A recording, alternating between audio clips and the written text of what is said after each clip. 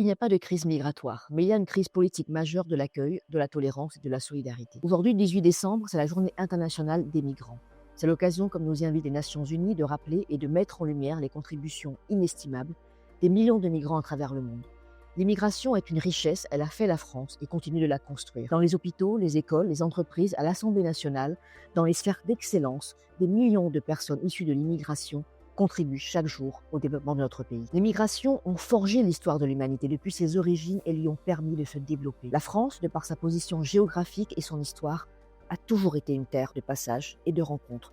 Et nous devons en être fiers. Un Français sur 5 est immigré ou enfant d'immigré. Aussi, ce qui menace la France, ce n'est pas l'immigration, mais l'austérité, le racisme, la xénophobie et l'injustice. Accueillir et prendre soin de celles et ceux qui composent et contribuent à notre pays n'est pas une option, c'est un devoir.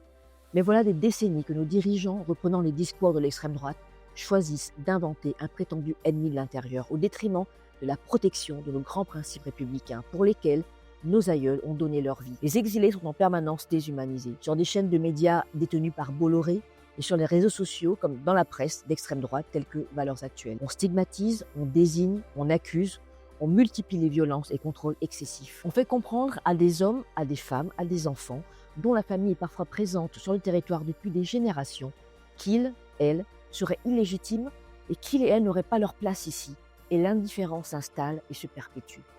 À cela s'ajoute la fabrique savamment orchestrée de sans-papiers, des préfectures saturées, des rendez-vous impossibles à obtenir, des délais de traitement non respectés, des dossiers clos arbitrairement, tout cela au mépris du droit. À la France insoumise, nous exigeons un accueil réel, humain et digne de toutes et tous, sans distinction. Aujourd'hui, 18 décembre, aux côtés de mes camarades insoumis, je soutiens l'appel de la marche des solidarités. Partout, dans les quartiers, les écoles, les universités, les lieux de travail, nous refuserons la répression, le tri, les expulsions imposées par les politiques inhumaines du gouvernement et de l'Union européenne. Ensemble, avec ou sans papier, nous manifesterons partout en France pour faire entendre nos droits, notre dignité et notre humanité commune.